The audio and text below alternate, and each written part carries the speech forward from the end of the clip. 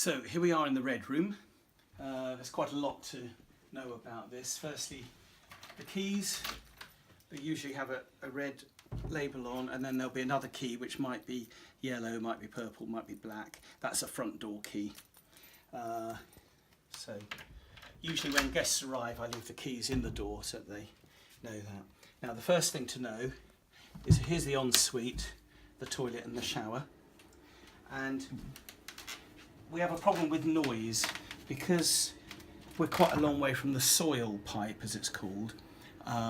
We have to use a macerator that chops up all the poo when someone uses the toilet, and then it pumps it out. So I don't know whether this will come out on the video, but if you listen, the machine is down here. That noise, that's a machine pumping the water out to another place. That disturbs my neighbour. It wakes her up at night.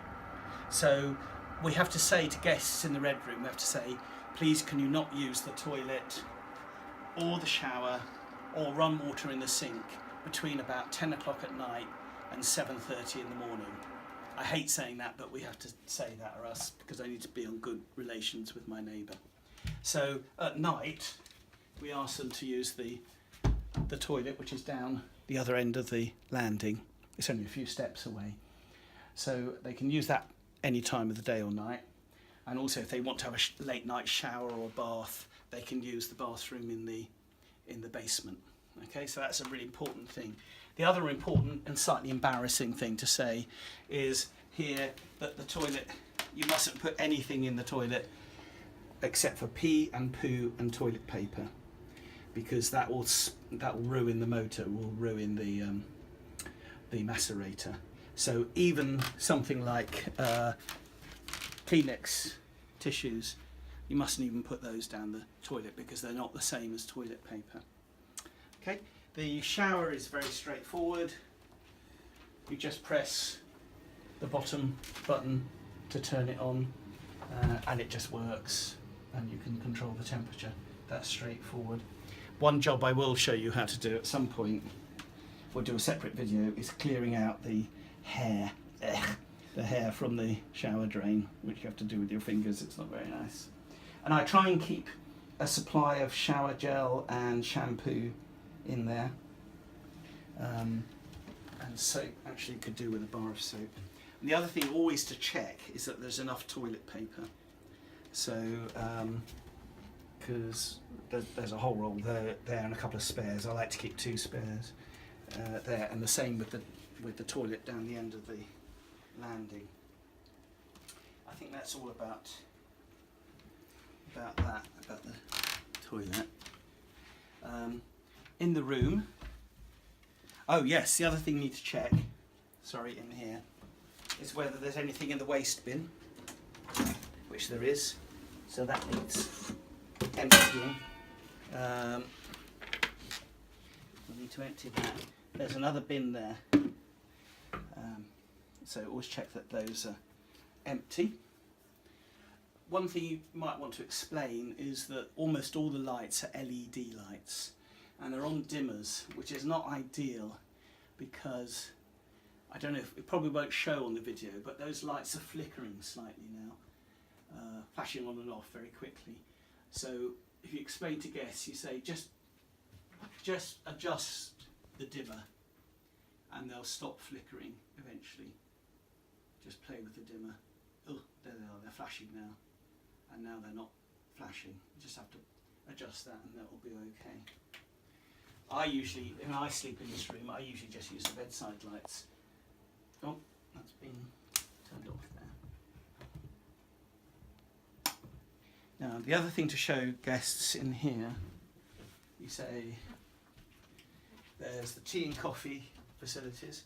And when you're doing a changeover, you need to check there's enough tea bags. I have red bush tea there as well, which I like. Sugar, I can feel is full.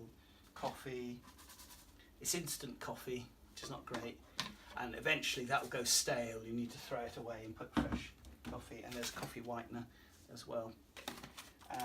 But you also say to them, oh, I have jugs downstairs. If you need to take a jug of milk from the fridge, that's fine, you can do that as well. And then you need to check whether any of the cups have been used, so they've been used, so they need to go downstairs, and we need to bring fresh ones up. Obviously all these towels have been used, so, and the hand towel from in here. So we'll take those down for laundering, and then I won't do all this right now on video, but obviously you need to strip the bed, everything, the sheets, the duvet covers, the pillows, pillowcases, and we take all that downstairs for laundering. Sometimes if you have 5 people staying, which you can do in this room, they'll want to use the sofa bed. I just had a family 2 days ago who used the sofa bed, and they'll need showing how to use that. It's called a click-clack mechanism. What you need to do is you pull it all the way up, and then it releases and goes flat. The same on this side. And it's the same with the back. It goes flat, and you can do the same with that. So it makes a nice flat bed, and it's very soft and very comfortable actually. And if we're doing that, obviously we need to give them an extra duvet and an extra sheet and extra pillows for whoever's sleeping on there.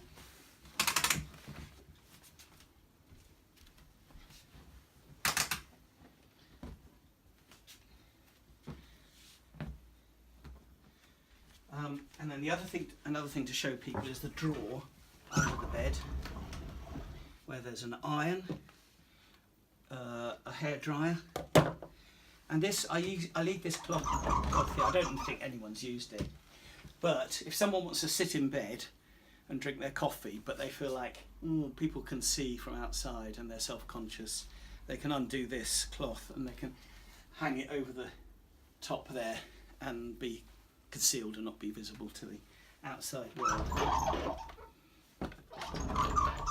There's hanging space there in the corner where they can hang clothes up, and always need to make sure there are enough coat hangers on there. Then if we go upstairs, oh, the other thing to say, actually that's a point, it's very hard to fill that kettle from this sink because the sink is so small you can't get that kettle in there. So I usually have a jug actually, so they can get water from into the jug and then pour it into the kettle. So that's there. And then upstairs, oh, this is a fan. If they're too hot, they can use that. They can have it oscillating, turning around, or just have it still. And it's got different speeds, and that's quite good. Even from there, if you're in bed, that will help cool you down because of the it moves the air around, and the air on your face helps to cool you down. In very hot weather, that can be quite good. There's one of those upstairs as well. So upstairs we have the 2 single beds.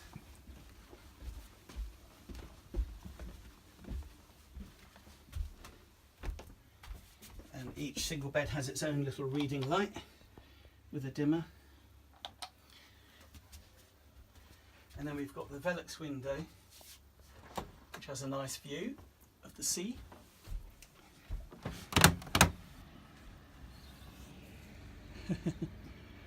On the video that looks tiny, the amount of sea, but it actually looks quite nice. Yes, I love this view. And here, what you need to show people is how to use the blind, because they might find it too bright in the morning. So you need to use 2 hands and pull it down gently, not too fast. So that can go all the way down like that. And then to open it, you hook your thumbs under. And where is it there? Hook thumbs, just lift it, and then the spring will pull it back. But again, to do it gently and slowly. The 2 thumbs, and you can have it half open whatever you like, but hooking the thumbs under is the important thing. People sometimes can't work that one out on their own. And I think, and they've got another cooling fan here. Oh, very small thing, but this is to make the room smell nice. In between guests, if you lift that out and turn it up the other way, then that means the nice smell can come out from there. I think that's everything in the red room. I expect there's something else, but we'll do another video of saying.